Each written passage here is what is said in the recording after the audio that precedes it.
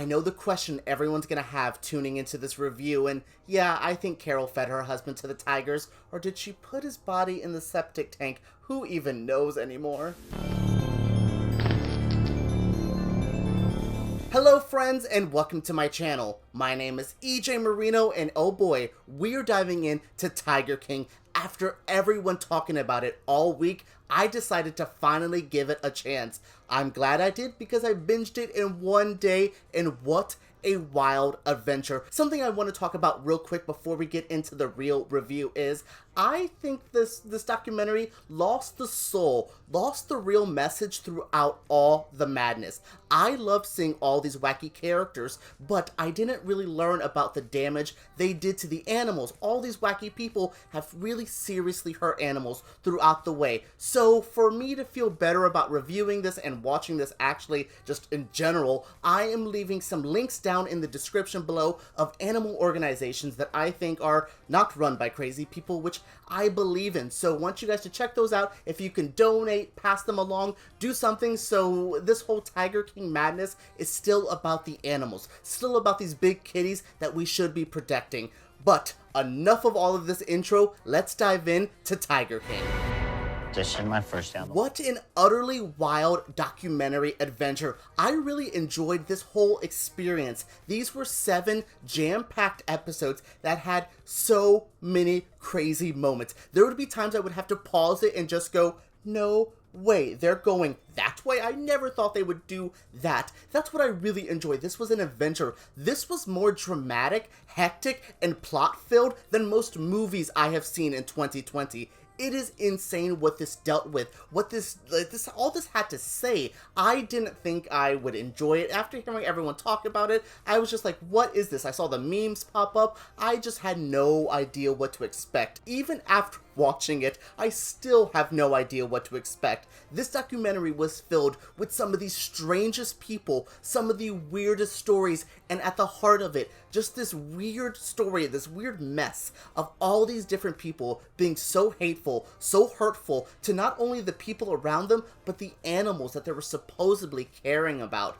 That's what really blows my mind, is that everyone in this documentary ended up being kind of a piece of trash. What I find interesting is in filmmaking and narrative films, we have something called the unreliable narrator. It's basically like the person who's telling the story, but we can't trust them. Think about the main character in Fight Club, or even a movie this year like Birds of Prey with Harley Quinn. She is an insane person, so anything that comes out of her mouth, we really can't trust. That's what it felt like every time someone spoke in this documentary. I never knew if I could trust them. What was their point of view? What was their motivations? What really happened? Did Carol kill her husband? What is Joe Exotic doing with these 2 weird pieces of trade? I don't know anything, but this documentary really opened up this world to me. It let me in and it consumed me. All day I have been thinking about this. I even threw on my tacky animal print shirt just for Queen Carol and all her crazy weird mixed prints outfits, all the weird Joe Exotic outfits.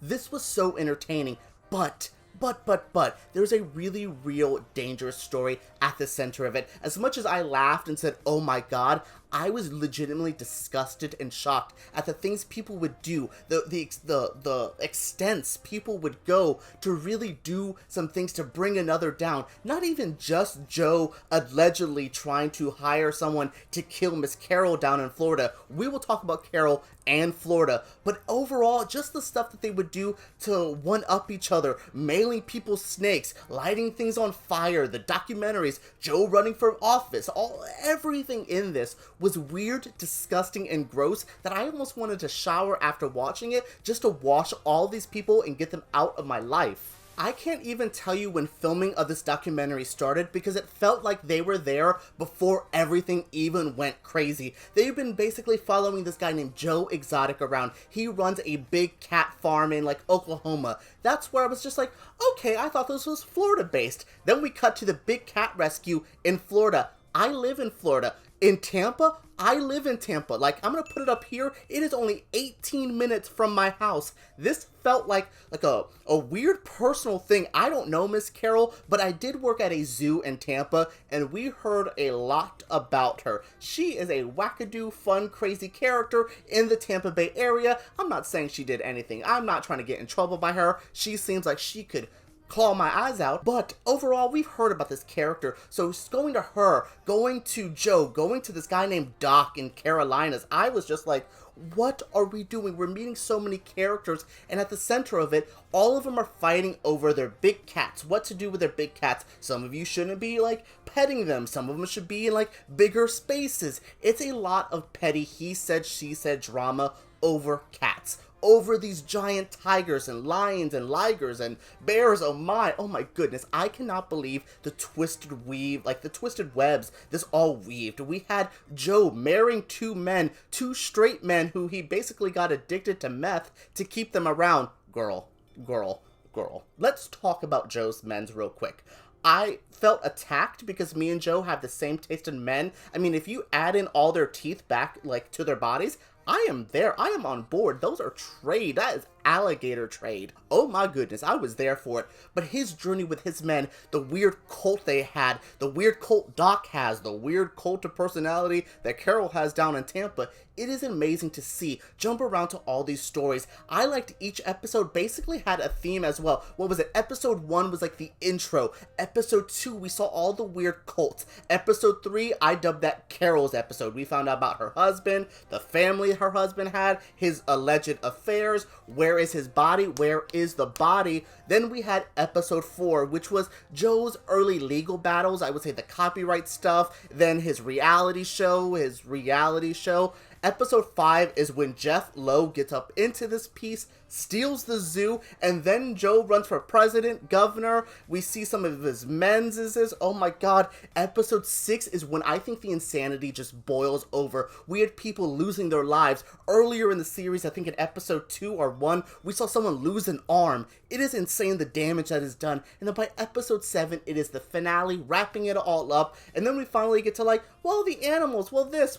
And I'm like, oh, now we're talking about them. And these like little cards at the end, I'm like, really, we should have been talking about what they, I know it's not as interesting to hear, like, well, the lions and the tigers are really upset today because Joe is firing the guns. I know everyone doesn't really care about that, but we lost what they were doing to these animals, and it really did show that I don't trust anyone in this documentary. How do you guys feel? Would you watch like someone new in here and go, I don't trust them? I think the only one I trusted, I guess, was Rick Kirkham, which was the TV producer. He seemed to just kind of like be around going, what the hell? I like how he was just like, oh, Joe thought I was helping him with his TV station. I was filming the filming of the TV station. Like, that is oh my goodness. Look, a lot of us are doing this self-isolation, kind of locking ourselves away, so this docu-series is a perfect way to kill a day with entertaining drama. Hell, even most of the day is going to be spent like I did, looking up these stories, making sure this was real, trying to see where everyone is now.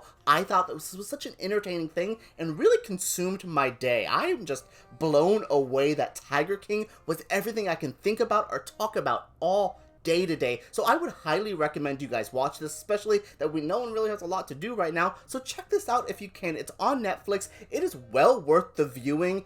I would just say prepare. There is some stuff about animal abuse in here, which again, there is links down below to talk about what we could do to actually help animals that isn't just watching a trashy Netflix docuseries. I want to do more for this, but there is some animal abuse stuff in here. There is some like drug addiction and like weird like mental abuse stuff. So if that stuff bothers you, I would say watch it. But if you're down for a crazy ride, throw on your favorite animal print shirt and check out Tiger King on Netflix. I would highly recommend getting into this soon so you can talk about this with everyone. This seems to have gripped our like country right now.